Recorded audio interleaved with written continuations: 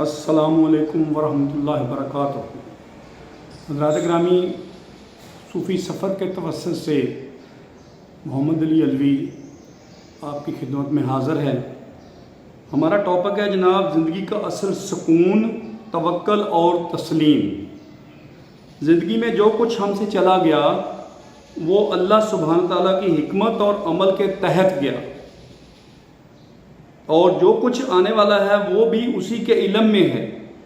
हमें माजी के काश और अगर जैसे ख्यालात में उलझने के बजाय हाल पर तवज्जो देनी चाहिए और मुस्तकबिल के लिए अल्लाह रब्बुल इज़्ज़त पर मुकम्मल भरोसा रखना चाहिए।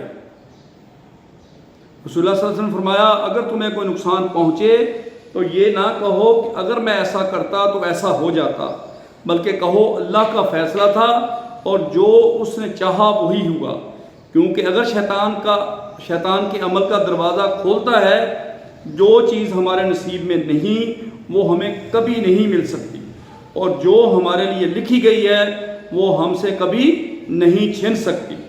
अल्लाह सुब्हान ताला का कुरान मजीद में फरमान है, वह आसान तक रहू शैबन व होवा खैन लकुम व असा अन तुहिब्बु शैयन व होवा शर्रुन लकुम वल्लाहु यअलमु व अंतुम ला तालमून।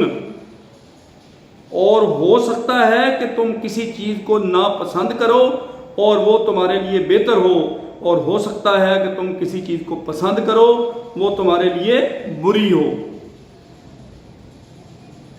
और अल्लाह जानता है तुम नहीं जानते। यह सूरतुल बकरा है, आयत नंबर 216 है।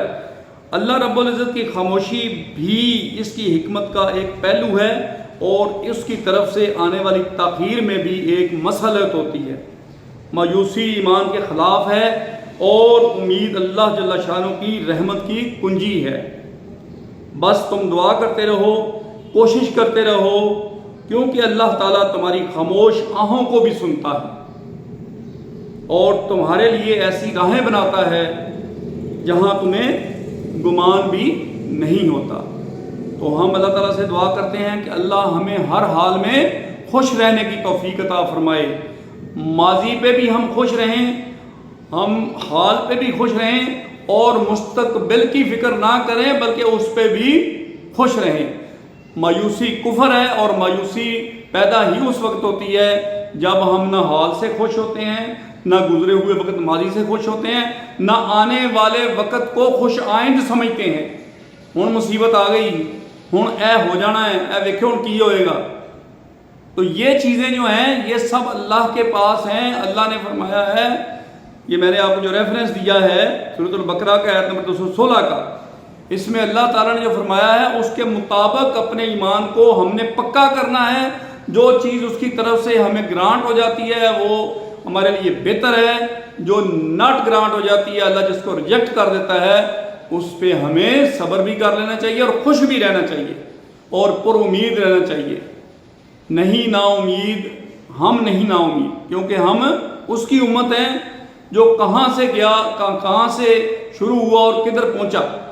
अगर दरमियान का रास्ता हम देखें तो हिजरत का वक़्त को देख लो। जब नबी पाक सल्लल्लाहु अलैहि वसल्लम ने ऐलान फरमाया तो उस वक्त कैसे हालात पैदा हुए।